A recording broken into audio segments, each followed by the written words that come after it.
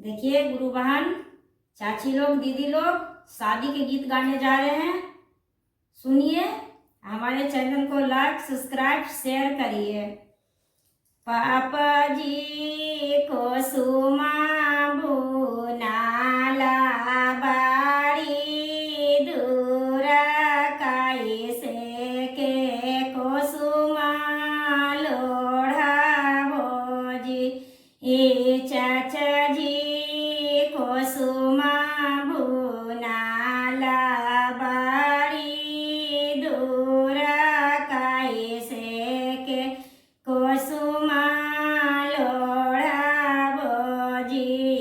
बेटी गेला पाकी झापाकी को सुमा लोढ़िया चुनारिया रंगा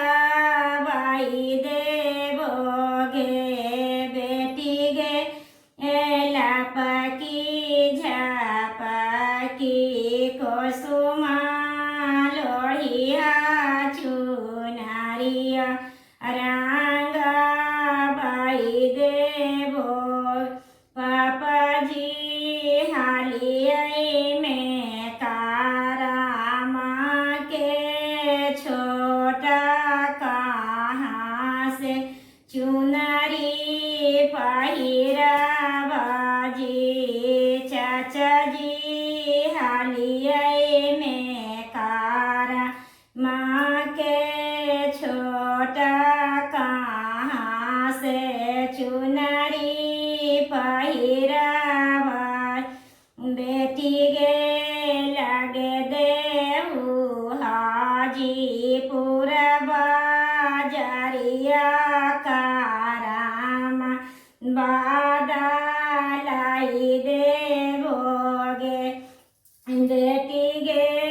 लगे देहू सोनापुरा के बाजरिया काराम बादलाई देवोगे। पापा जी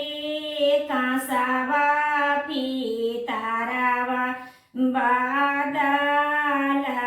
तय कारामा कैसे बादलाई तय चाचा जी कांसावा पीतारावा बादलाई तय कारामा कैसे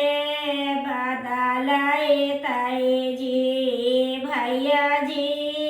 को सुमा बुनाला बाड़ी दूरा कैसे के को सुमा लोढ़ा भोज जी जीजा जी को सुमा बुनाला बाड़ी दूरा कैसे के को सुमा लोढ़ा भोजी बहना है लापाकी झापाकी को सुमा लोढ़िया चुनारिया रंगा बाई देवो साली है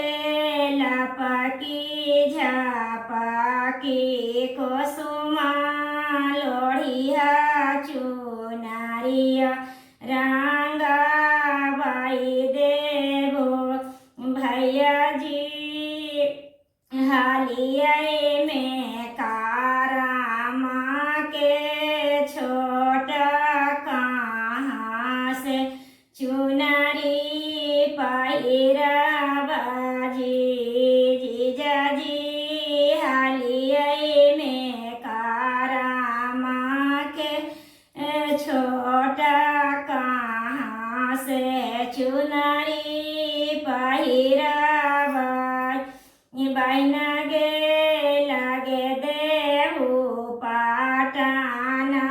बाजरिया काराम बादलये देवोगे साली लगे देहू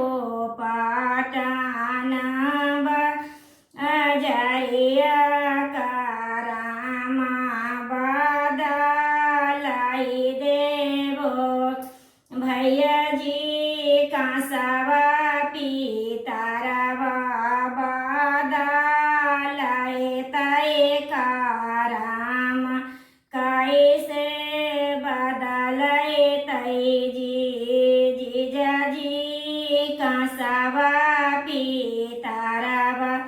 बाय।